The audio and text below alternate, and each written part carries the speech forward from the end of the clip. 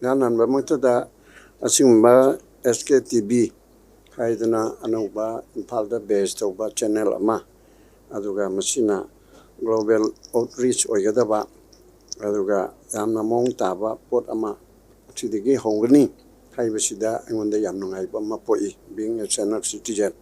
Karino Haibu Requagi information technology, see Yam Chakalapa China Makan Chumla Pakanda, Equagi, Wato Todo, Lady Punamak Ase, the Tibiki Mapum Punamakta, Equi Yohaningba, Azuda, 100 Mak me Ohum the Gina, Hujipawuda, Tara Chanchilla, Sibawuda, Equi international media da, Equi Manipur, Sibu Lan Uba, Kanglup Amaga, Taunabo in Uhanba, ID Samna Harabada, Mapandigi Changapa Kangbuna, Draki narco terrorist over Kangbuna.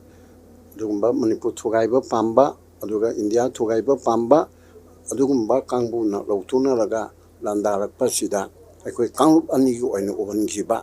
Adugumba Mayamase, Machi Equi Malim Giladiba, Pau Gitabuktori Singna, Equi Metena, majority Wavanina, Metena, Landbagumna or Lapase, Tapna Buti of Singdore, Adu Sigumba, SKTV Gumba, Anova channel China.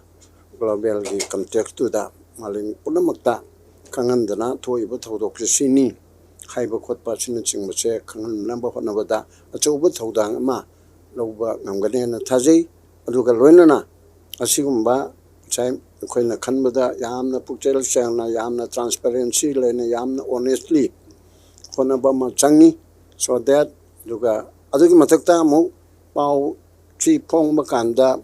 Masina Yaba Yadava Hibernaching Masu, Yangadamni, Aduga, Tawudabu, Equigi pro government oiba, the anti government oiba, give one notabata, Hibom Topa, Topun Topa, I Yabisindo.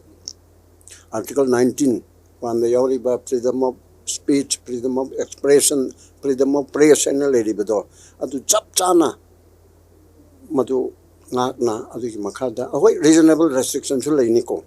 Adu matching do lawfully or regional restriction to Nataba educative order the reasonable restriction Nataba Supreme Court na Haripsida.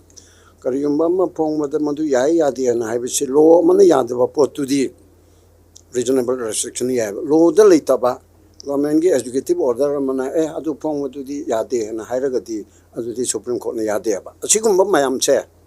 Kupna Naina Rerga Matam Chupada Logi Oiba Kairo Itaba. Kagetaba Chipunama Yanga, Mangtung Yanga, the park interest of Tohoningi, Loinana, Adumba, Satra Singi, Naharo Singi, interest of Pony Wakan Tauna, the Nunaba, Aran Morom, the Chaki, the Nanaba, Adumbaga, Sukanan, never nothing was said, but the Mutangi Kanan never to that Yahoningi, Azuna, a Pabajani, Mada Chapo, Oyo, I will see I give blessing.